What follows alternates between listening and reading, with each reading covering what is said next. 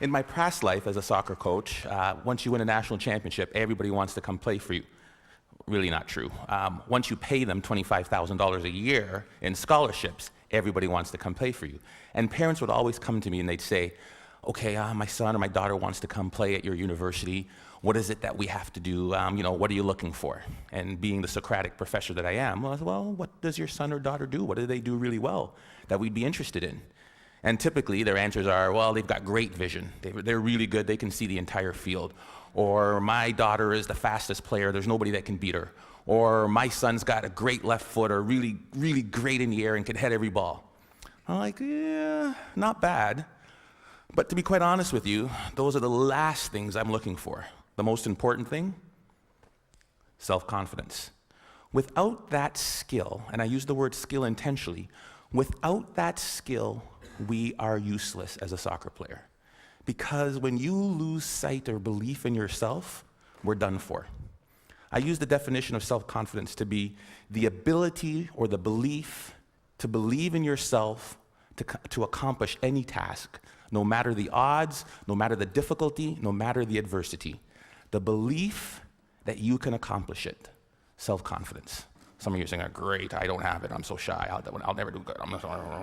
And you start to drag all the way down here. But I use the word skill because I believe it can be trained. And I'll show you a couple of ways in which we do. Hopefully I won't run out of time. I don't use any slides because my speech always goes here, here, or here. So we'll see which way we get to. The easiest way to build self-confidence. There's no magic button. I can't say, hey, this plane is going down. Who can fly it? Put your hand up. I can. I'm confident. Repetition, repetition, repetition. Right? What does Malcolm Gladwell call it? The 10,000-hour rule. There's no magic button. I recruited a goalie from Colombia, South America one year. Big, tall, 6'3" man. He had hands like stone. I thought he was like Flipper. Every time I throw him the ball, down onto the ground. I was like, oh my God, we're in trouble. Simple solution. Get to the wall, kick a ball against the wall and catch it. Kick the ball against the wall and catch it. His goal was 350 a day for 8 months. He came back, his hands were calloused, the moisture on his hands were literally gone. He is now playing in Europe. Magic? No.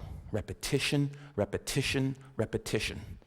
The problem is we expect to be self-confident, but we can't be unless the skill or the task we're doing is not novel, is not new to us. We want to be in a situation where we've had so much pressure in that, and what I mean, because pressure builds diamonds, we want to be in a situation where, hey, I've done this 1,000 times. I did my speech, and I practiced in front of the mirror. Da, da, da, da, da, da, da. Hey, I'm sounding good. And then I read in front of my kids and my wife. I was like, oh gosh, got a little nervous. And then I get in front of Glenn Gould. Oh my goodness, I'm a little more nervous. By the time I get to the ACG, where 2,500 people, can't say any more, right? 2,500 people, where 2,500 people are there, I won't have a single ounce of nervousness because of my ability to practice, right? Over and over and over again. The problem with repetition is, how many of us bail after the first bit of failure? How many of us bail after the first bit of adversity? Edison was on that video. And depends who you ask, there's anywhere from 1,000 to 10,000 tries to build that light bulb. 1,000 to 10,000. J.K. Rowling should be on that video. You know how many publishers she took her Harry Potter book to? I believe the number was 12 or 13. I'm pretty confident, but after 2 or 3 no's, I'd be like, dang it. After 6 or 7, I'm like, maybe not. Definitely after 9 or 10, I'd be looking to be a soccer coach or something else beside an author. Right? I mean, 12 times somebody said no. But practice, practice, practice, and do not accept failure. Maybe it shouldn't be repetition. Maybe the answer should be persistence. Because we all repeat something, but very few of us really will persist. So that's one way to build self-confidence. Get out there. Do what you want to do and do not accept no. The other one is self-talk. We all have a self-talk tape that plays in our head. Anybody go shopping and put on a pair of pants this week? If you're a woman, the first thing that always comes, damn, I look fat in these pants. And if you're a man, it's the opposite. Oh God, I have no muscle, I'm so flabby, right? We all have this tape that plays in our head. As a student, if they asked me the question, it was like, oh, gee, please, professor, don't pick me. I don't know the answer. I look down, right? If you're let me tell you something, and the VP of Business Admin is here, so I shouldn't repeat this, but when they hired me as an athletic director, I sat in an architect's meeting, and I am about as dumb as a post when it comes to anything to do with numbers and angles. And they're like, the fundibulator valve of the architectural, what do you think, Dr. Joseph? Let me look into that for you and get back to you. Right? I was sitting, oh, God, please don't ask me. Please don't ask me. We all have this negative self-talk that goes in our head. Guess what? There's enough people that are telling us we can't do it, that we're not good enough. Why do we want to tell ourselves that? We know for a fact that thoughts influence actions. We saw it there with the video Dr. Levy showed. Right? We know that our thoughts influence actions. Why do we want to say that negative self-talk to ourselves? We need to get our own self-affirmations. Muhammad Ali, what was his self-affirmation? I am the greatest. Who else is going to tell you? There need to be quiet moments in your bedroom, quiet moments when you're brushing your teeth, that we need to reaffirm, I am the captain of my ship and the master of my fate.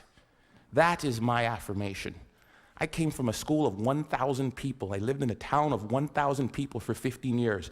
There's no reason that I should be in charge of an athletic department building Maple Leaf Gardens.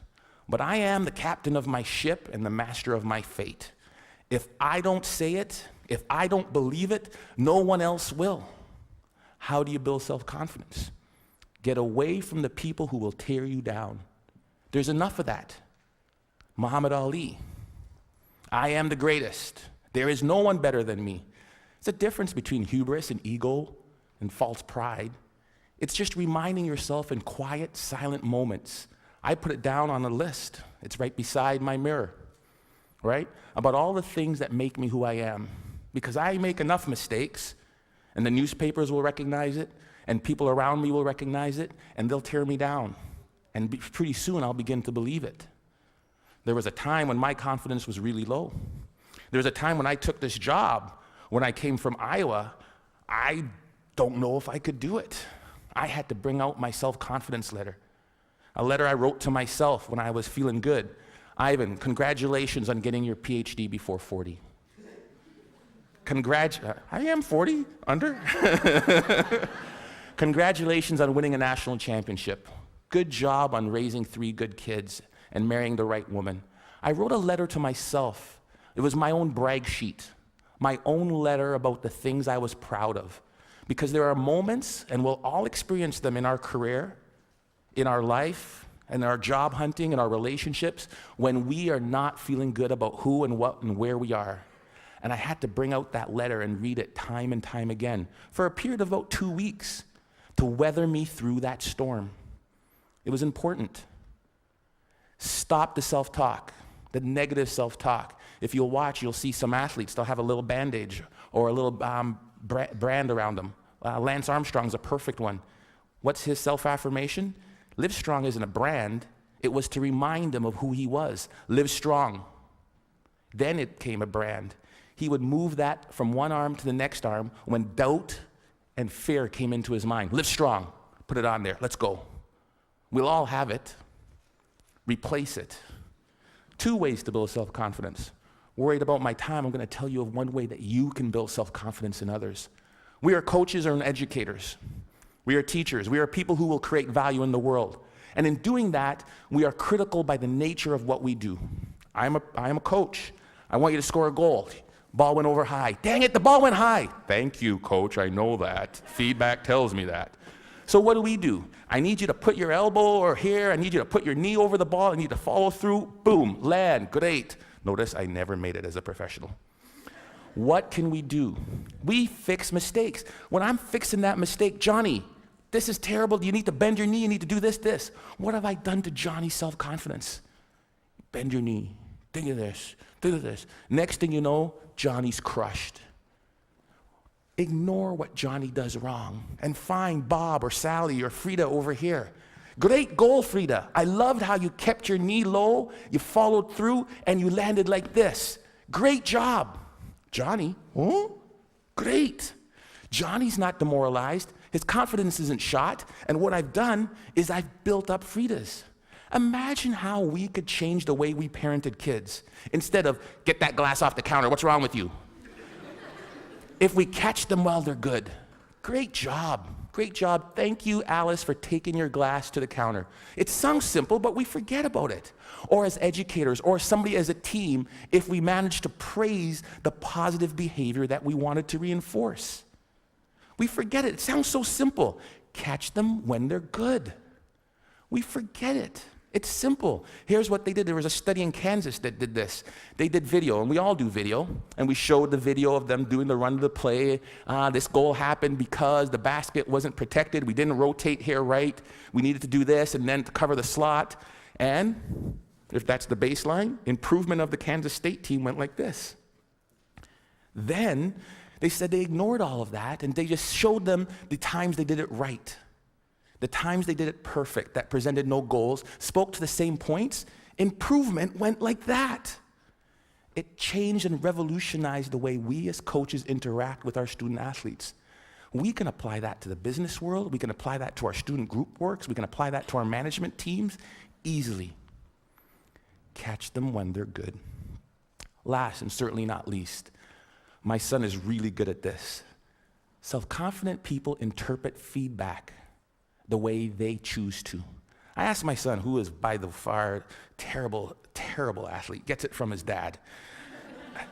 The games, they win 5-0. How was the game? Oh, great, I scored 3 goals, I got 2 assists. I'm like, I did not see him touch the puck. But he has his own perception of how he did. I love it, right? I'm that guy. I'm like, I remember when I was when I met my wife, it was in the Commons. Polly, would you like to go to the movies? Ladies, dingle, dingle, dingle. And she goes, no. I ask her again, because I think that she just hasn't seen me in the right light. Maybe that's not the wrong shirt on, right? Because I'm interpreting that the way I want to interpret it. Finally, I ask her out again. She gives me this one comment, right? Or she sent it through her friend, because that's the way you did it back then. She wouldn't date you unless it was the last person on Earth, the hell was freezing over, there was a small chance we had to save the planet Earth. Some people's like, there's no chance. I'm like, you're saying there's a chance. Right? Because that's how I'm going to interpret it. If I could give you one thing to take from this, it is, no one will believe in you unless you do. Listen to the words of that video. Here's to the crazy ones, the misfits, the rebels, the troublemakers, the round pegs in the square holes. We're supposed to be different, folks. And when people look at us, believe in yourself. Thank you.